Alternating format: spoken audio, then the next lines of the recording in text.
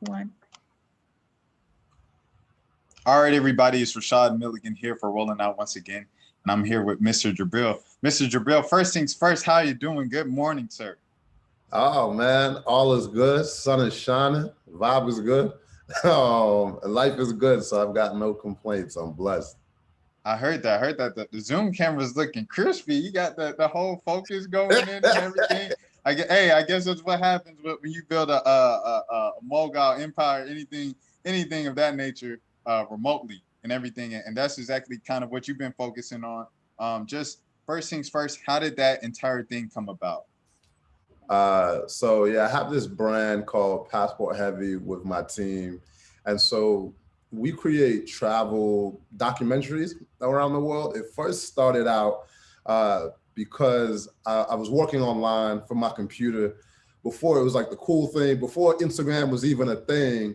And I was going to these different places that had different perceptions, and so I went to, when I was in Colombia, I was like, oh snap, like I don't really know, but I heard some good things. I was in a taxi and I was like, oh, this taxi taking too long. Am I about to get kidnapped? And then the taxi driver just took me to my destination and I had, a beautiful time with beautiful culture. And so the story of like a place like Medellin, uh, the reality of what it is today, it wasn't, because you have like Narcos and you have all these TV shows and every rapper's like, man, I'm the real plug man down here, meeting the real, and so that's all you hear. And so that was like what was in my head. Or, you go to different places, on the continent of Africa and you're just seeing a completely different thing than the typical things people show. Or if I'm in London, I was like, yo, there's more to London than tea and crumpets. There's culture. There's there's a Jamaican side. There's all these different things. And so I just started doing like little videos on a little $200 camera. And I was getting like hundreds of thousands of views and people were really into it, or just even talking about the Black experience in different places. Because it's one of the things I was always curious about is like, how am I going to get treated when I go to different places around the world? Because I hear one story and it's like negativity, travels so much further than positivity. And so, but when I would go to these places, I was like, I'm having the best time. And so that's how the whole thing happened. I just wanted to share the actual experiences I was having versus like some dramatic TV show experience. And so that's how the whole thing got started. With the just small videos, and now it's like the whole big productions when we go to places. I guess my follow up to that is, you said you were working online and everything like that before it was cool.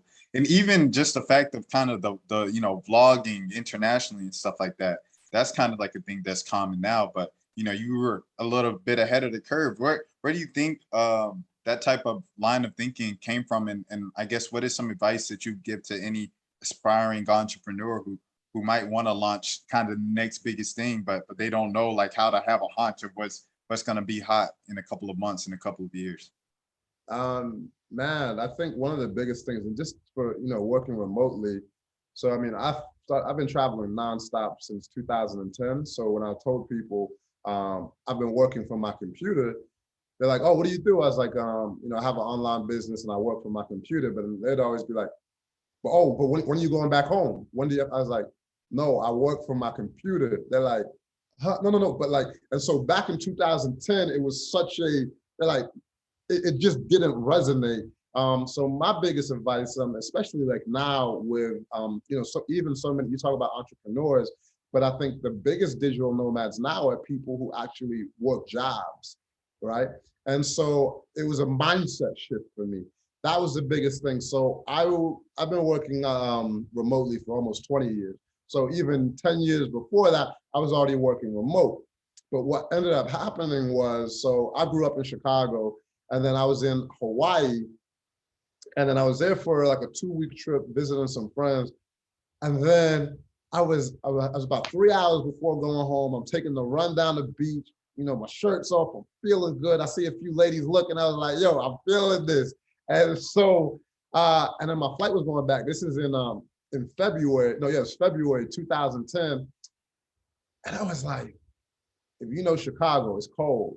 And so I was like, yo, I don't want to go back home. And I realized I was like, I actually don't have to go back home, but it was I was like, but how is, how am I going to work? How am I going to be productive? And so it was more so just a mindset shift of giving myself permission, to actually stay longer. So my biggest advice is a lot of people already have all the tools, especially with, the way the world is going right now. And then outside of that is, yeah, just looking at where, trends are going. If it's, obviously you have all the new things. I mean, I feel like I'm old now, I'm 35. It's like, with TikTok and really finding out. So it's kind of like back in the day, the trends were, oh, young people could help these bigger businesses build websites, right? And so they might have a lot of income they're generating already, but they don't understand TikTok. Even though they know that's the way the world is moving, these older people don't really know how to use these platforms, and that's a massive value. Or before, something like Instagram or like Facebook were like the new things back then. And I'm like, I specialize in like Instagram ads and Facebook. But now for my companies, now I'm like, yo, we hire consultants and new people to come in-house for TikTok. I'm like, yo, how y'all young kids doing these, the little bounces and stuff, and just, understanding all of that. So I'd say that's just like a massive thing. Times, always changing. And like, I feel like I'm one of these guys, like Cole says, he's like, I feel like the OG and the young guy, in both right now. Like a middle child, J. Cole. Yeah. Well, wait, you already mentioned some of the pros of living on the road and working, remotely and stuff. And I know you mentioned how negativity travels further than positivity. But if you had to give any type of cons of someone who might be younger, just coming out of school, 21, 22-ish, and they're like, I want to travel. Like that's what I like, because that's a huge thing now. It's like I want to travel for my job. What are some of the things that you would have told those kids that now, 20 years into it, kind of traveling for a living and stuff like that, or at least these past 10 years specifically? Go for it, because when you're young, you don't have the same kind of responsibilities as when you get older. Most times there's a mortgage. You don't have a lot of times have kids and all the things that can make it extra difficult to stay on the road longer. And then one thing that a lot of people don't understand as well is that how affordable it is while you travel to some of these places. So for example, when I was in like Thailand, I had an apartment, like a fresh apartment. So like the same kind of joint that I'd have in Chicago, like 2,700 for like a nice 1 bedroom with like the doorman, the super fresh building, the pool, the gym in the building, all that. That same one in Thailand, in like one of the best areas, like I was in a place called Chiang Mai, the second biggest city. That joint was like $350 a month, right? Yeah. Wait, say that. Hold on. 300. Wait. Run down everything that you just named in that room once again for $350 a month in Thailand. Go ahead. I'll let you go again. Run it down from the top. Like the doorman that greets you with a nice little outfit on. You got the gym in the building, the pool, the nice little walk-in area, and then you got all the little social areas that you can hang out and do all those things, and a nice view too, like a nice view from the building. A lot of times like a rooftop social area as well. All of those things for $350. So for me, I was like, what the hell?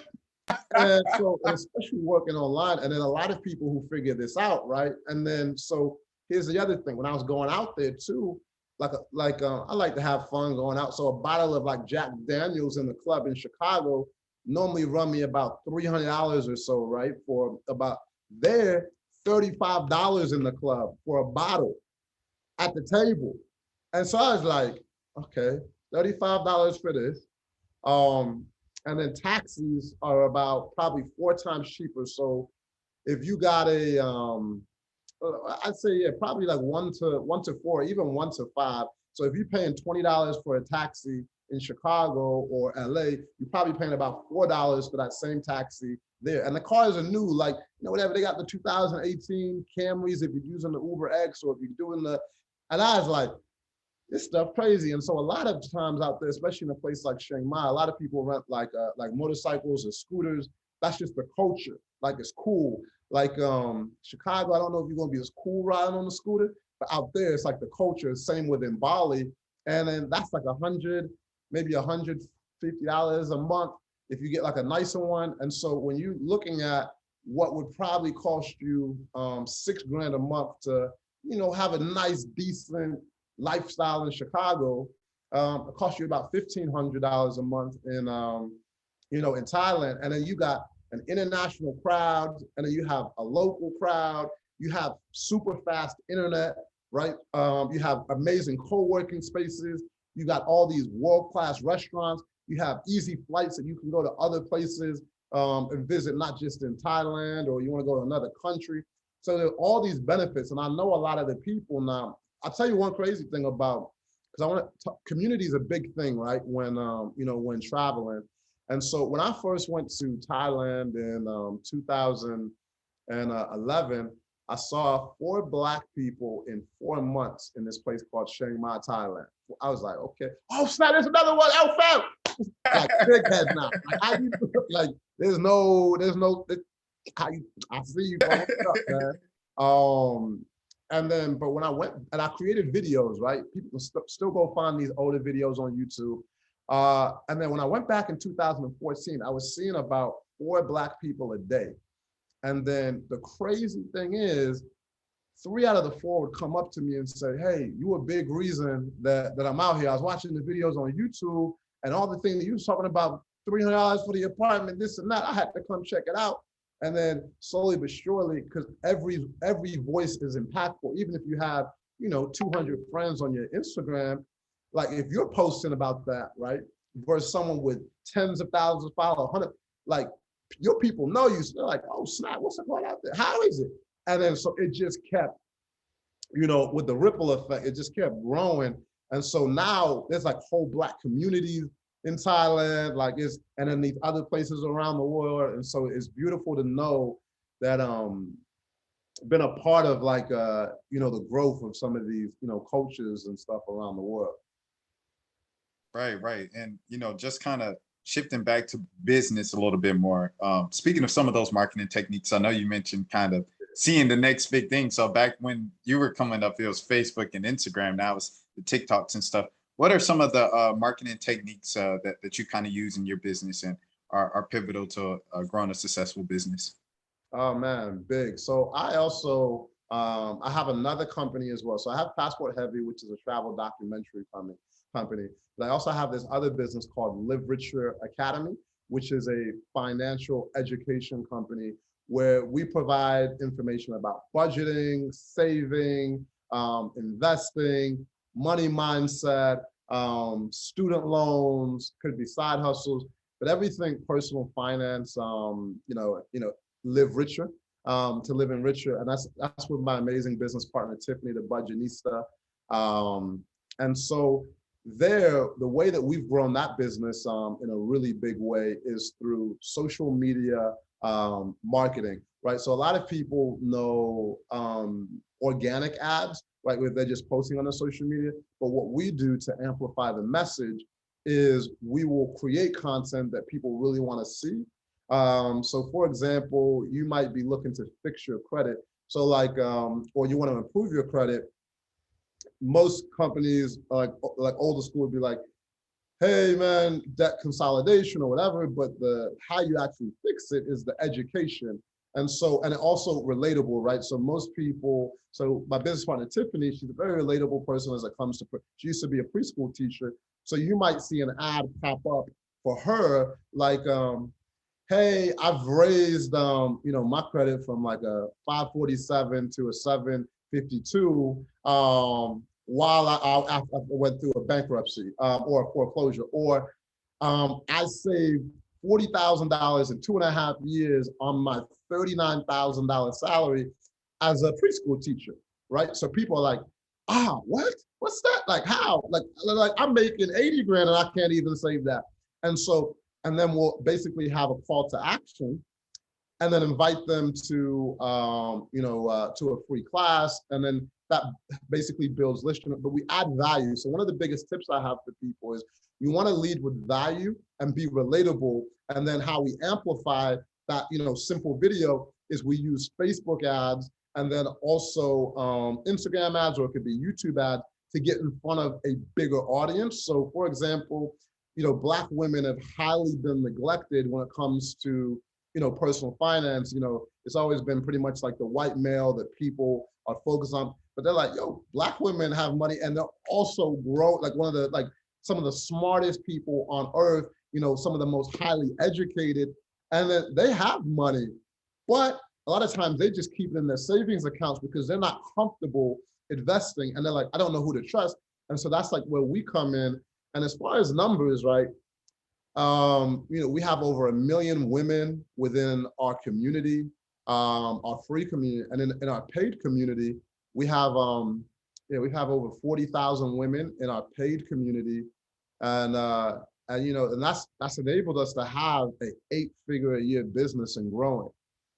And so, yeah, it's been incredible.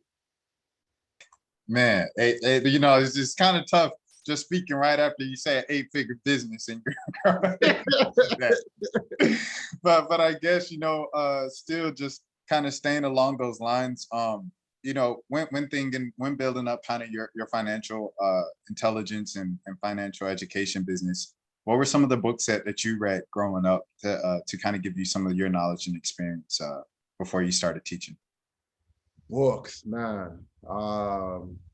It's a good question. I've always been a fan of this book, Think and Grow Rich, for mindset. Then also, I know some people like him, some people don't, but the principles that he talks about, Robert Kiyosaki and Rich Dad Poor Dad, I think are very foundational because he breaks 4 quadrants down. And then in the book, he talks about, hey, either you're going to be in the employer quadrant, or you're going to be in the self-employed quadrant, or you're going to be in the investor quadrant, or you're going to be in the business owner quadrant. And he's like, there's 2 places that you really want to be, where you should have a goal to get to, and that's a business owner. And then the difference between self-employed and business is that your business can run without you. Self-employed is like, if you stop working, that whole business crumbles. And obviously employees is self-explanatory. An investor, where you get your money start working for you. And so that's been, and I've been now blessed to, move over to the B and the I quadrant. But it didn't start that way. Like I was self-employed, hustling, and figuring skills and everything out. But like those are some of the books that I really enjoy. And then the other would probably be, on a different note, is the 4 Agreements by Don Miguel Ruiz, which is like it's like a mindset book. Just a beautiful book about life and philosophy, and not taking things personal, keeping your word. And I really got a lot out of that book. I mean, I read a lot. Oh, Richest Man in Babylon by George S. Clayson. Like financial principles that will be good today, and they'll be good in 100 years as well. I mean, the book, I think it's even from like 1930, but a great, great book as well. I know you mentioned it when you were talking about that second book there about not taking things personally and stuff, but what are some of the favorite kind of philosophies that you follow in life and have helped you through your journey in adulthood? So one is never beg to be in a room. I see a lot of people taking the wrong approach to building relationships. So I say create value, be a person of value, and then you will naturally be invited to these rooms. And a lot of times people try and join rooms prematurely, and they don't have any business or value being in those rooms. And so then they end up looking goofy, being in those rooms. And so that's some of my advice. And then also secure your own oxygen mask first, like they say on the plane. It's good to be selfish in the big, because until you can really help yourself, it's really hard. And I think people are naturally good, and so they want to help people. But what ends up happening is then like pretty much everyone drowns because they don't help themselves enough to have like a stable enough foundation. then you come back and help some other people. So that's the one thing I struggled with before. I was starting to get, and I was like, oh, someone's asking for some help, whether it was too much time or if it's a financial thing. And I was like, I was like, oh, and then and in the back of my mind, just because I didn't have, and that would probably be the thing I'll leave you with is learning how to say no. The power of no will change your life in ways that I can't even begin to explain. Just and you and because it's just difficult, right? Saying no is not the easiest thing in the world to do, but saying no will speed things up. It will have people respecting you more, and then also it will help out people around you because when you don't say no, then a lot of times I found myself overcommitting to obligations, and then it's like, yo, this person's not, they're not doing a good quality job or all these other things, and so that's some of the biggest things that I have, and then also just enjoy the journey, um, because so many people, for me, my guiding light or my North Star is happiness. And so many people are always focused on, oh, I just need to make this much money. I need to make this much money. And I was like, focus on the basic things that actually make you happy. And then a lot of times you realize you don't even need as much money as people think. I ask this because they're like, oh, once I make $1 million or I make $5 million, they're like, or like people are like, man, $1 million is not shit these days. I was like, no, like if you're clearing $1 million a year, it's an incredible amount of income. And then I think because they always hear like Jay-Z or it's like whatever and lyrics, and they're like, and, you might hear the raw just saying these things.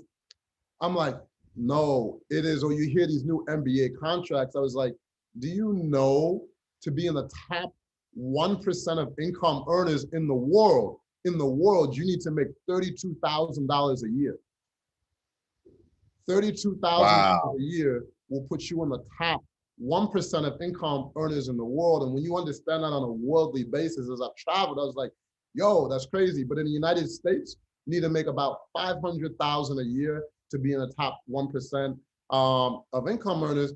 But so like when I say like, yo, $1 million, or even, when you start making six figures, I was like, I don't think people break down like monthly expenses. I was like, yo, if you want to go get $1 million crib, let's say $1 million crib with taxes, property insurance, all that, you might be paying about 10,000 a month, right? For your mortgage and all of that, after, the down payment. Okay, you want to have a couple nice cars, right? Let's say you want to be big status, big Willie, and you want to go get a Aston Martin or something, 2,000, 2,500 a month, right? And then you want to take a few vacations a year, all that. I mean, you're still looking at like 40,000 a month, right? To do all, like when you actually, people don't actually add up what it takes, and they're like, oh, okay. Even though that's like I'm saying, it's 40,000 a month is still obviously it's an extreme amount of income, but people don't really take, especially if you're doing that income on a regular basis. $1 million is incredible. You can do a lot. I just think a lot of people don't actually break it down. They just say what they think is cool versus actually, knowing and doing. Comparing it to KD. KD just signed for 150 million. But another question I wanted to ask you, going back to traveling real quick. How did traveling help mature you as a man? You said, how did Traveling help mature you as a man? Okay, great question, man. I don't think anyone's really asked me that. So really, really, really good question. Traveling it's just giving me a more worldly perspective of things. I understand we're a lot more alike than we're different around the world. I think sometimes, it could be religions or, the color of someone's skin that we automatically think that we're so different.